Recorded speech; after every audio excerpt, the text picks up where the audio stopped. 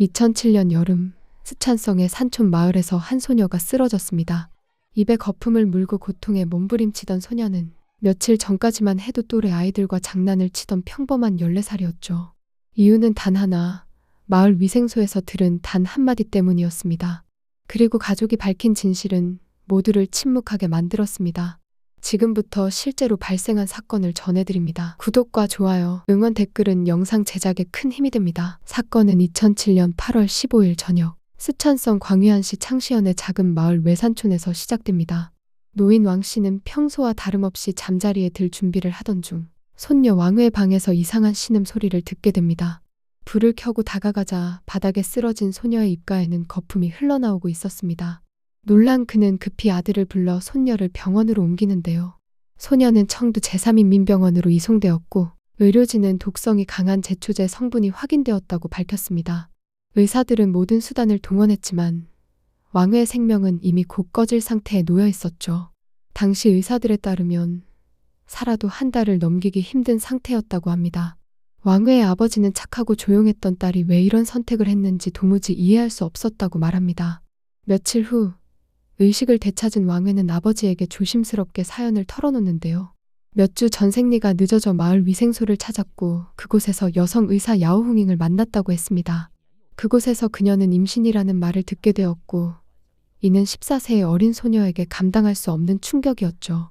왕후는 남자아이와 팔씨름을 한 일 외엔 어떤 접촉도 없었다고 말했습니다. 그때까지도 왕후는 임신의 원인조차 이해하지 못하고 있었습니다. 순진한 그녀는 팔씨름으로 임신할 수 있다고 믿고 있었던 것이었죠. 왕후의 말을 들은 아버지는 혼란에 빠졌습니다. 과연 딸이 거짓말을 하고 있는 건지 아니면 진짜 무언가가 잘못된 건지 판단이 서지 않았습니다. 진실을 확인하고자 그는 제3인민병원에 정밀 검사를 요청했고 그 결과는 분명했습니다. 왕후의 체내에서는 임신의 어떤 증거도 발견되지 않았던 것이었죠.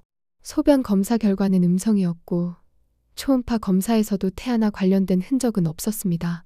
더불어 의료진은 외부 생식기 검사 결과를 통해 왕후에게 성적인 접촉의 흔적조차 없다고 판단했습니다. 결국 병원 측은 왕후가 애초에 임신하지 않았다는 결론을 내립니다. 이 사실을 접한 왕후의 가족은 분노를 참을 수 없었습니다. 딸은 허위로 판단된 임신 판정으로 인해 극단적인 선택을 했고 그 결과 목숨까지 잃게 된 것입니다. 왕후는 그 사실을 알게 된 후에도 후회와 자책에 시달렸고 병상 위에서 어머니에게 더 살고 싶다고 약하게 말할 수밖에 없었습니다. 하지만 상황은 이미 되돌릴 수 없는 지점에 도달해 있었습니다. 결국 9월 25일 중추절 왕후는 세상을 떠나게 됩니다. 그녀는 부모에게 남긴 작은 쪽지에서 야오홍잉을 찾아가 억울함을 풀어달라는 마지막 부탁을 남깁니다. 왕후의 가족은 소녀의 마지막 말을 따라 위생소를 찾아갔죠. 그들은 야오홍잉에게 임신 판정의 근거와 책임에 대해 강하게 따져 물었습니다. 하지만 야오홍잉은 처음부터 끝까지 자신의 판단에 잘못은 없었다고 주장합니다. 그녀는 오히려 제3인민병원의 검사 결과가 부정확했을 수 있다고 말합니다. 야오홍잉의 이러한 태도에 왕후에 붙이는 말문이 막혔습니다. 딸이 세상을 떠났는데도 그 죽음 앞에서조차 책임을 피하려는 듯한 모습이었습니다. 이어 위생소 책임자까지 나서 오히려 왕후 가족에게 의심을 제기합니다. 그들은 왕후가 위생소에서 검사받은 시점과 제3인민병원에서 검사를 받은 시점 사이에 시간차가 있다고 말합니다. 그들은 왕후가 중간에 독성 약물을 마셨기 때문에 혹시 그 과정에서 태아가 자연 유산된 것일 수도 있다고 주장합니다. 게다가 당시 제3인민병원에서 수거한 소변 샘플이 정말 왕후 본인의 것인지도 확실치 않다고 했습니다. 이러한 설명을 들은 왕후의 아버지는 당혹감을 감추지 못합니다. 딸의 죽음 이후에도 위생소 측이 근거 없는 의심을 이어가는 현실이 믿기지 않았습니다. 딸의 시신은 이미 화장되어 더 이상 과학적으로 증명할 방법도 남아있지 않았습니다. 왕후의 죽음은 그렇게 의혹과 책임 회피 속에서 서서히 희미해지고 있었습니다. 그러던 중 왕후가 생전에 남긴 또 다른 말이 가족의 기억을 자극합니다. 왕후는 두 번째 방문 때 야오홍잉이 200위안 하나로 약 4만 원을 요구하며 비밀리에 인공 유산 수술을 제안했다고 말한 적이 있었습니다.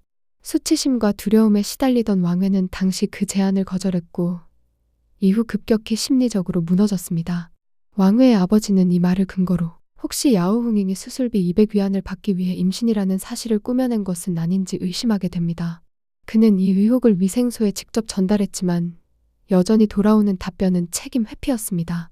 야오흥잉은 당시 왕회로부터 일부 비용을 받았다는 사실은 인정합니다. 그러나 그것은 선의의 행동이었고 그녀를 돕고 싶어 비밀을 지켜주려 했던 것이라고 해명합니다. 결과적으로 자신이 착한 일을 하려다 작은 실수를 했다는 식의 발언까지 이어졌습니다. 왕후의 가족은 분노를 억누르기 어려웠습니다. 딸은 작은 실수라고 불리는 그 판단 때문에 세상을 떠났습니다. 왕후의 가족은 위생소 내부에서 또 다른 증거를 찾기 위해 움직입니다. 이번에는 야오흥잉의 동료였던 다른 의료진에게 눈길을 돌렸습니다. 그들 중에는 당시 왕후의 초음파 검사를 맡았던 여성 의사도 포함되어 있었습니다. 그 여성은 왕후의 검사 결과를 분명히 기억하고 있다고 했습니다.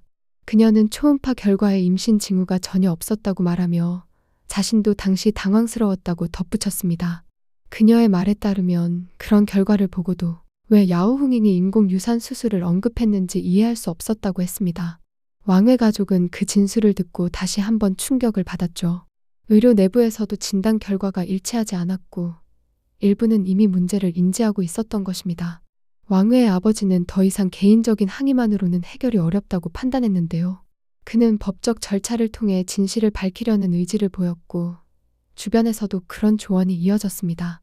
일부 의료진은 조용히 왕후의 가족에게 지금이라도 법정으로 가져가야 한다며 조심스럽게 입을 열었습니다.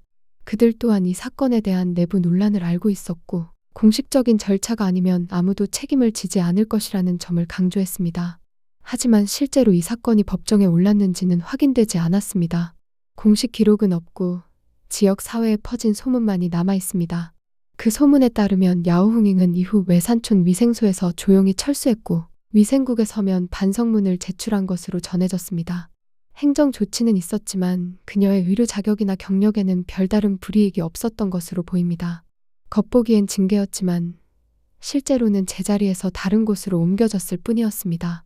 왕후의 이름은 점점 잊혀졌고 사건은 그저 시골 마을의 비극으로 남았습니다. 하지만 왕후의 죽음은 단순한 오진 그 이상이었습니다. 그 안에는 무지, 탐욕 그리고 책임 회피가 얽혀 있었습니다. 그녀의 가족은 지금도 묻고 있습니다.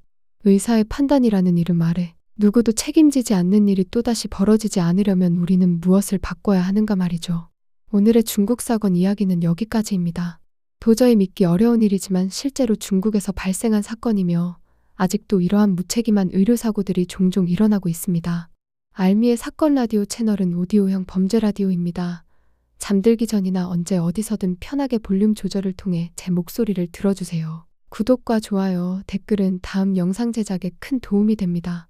혹시나 알고 싶거나 궁금했던 중국과 관련된 사건 사고가 있다면 댓글로 남겨주세요. 자료 조사를 통해 영상을 준비해 보겠습니다. 감사합니다.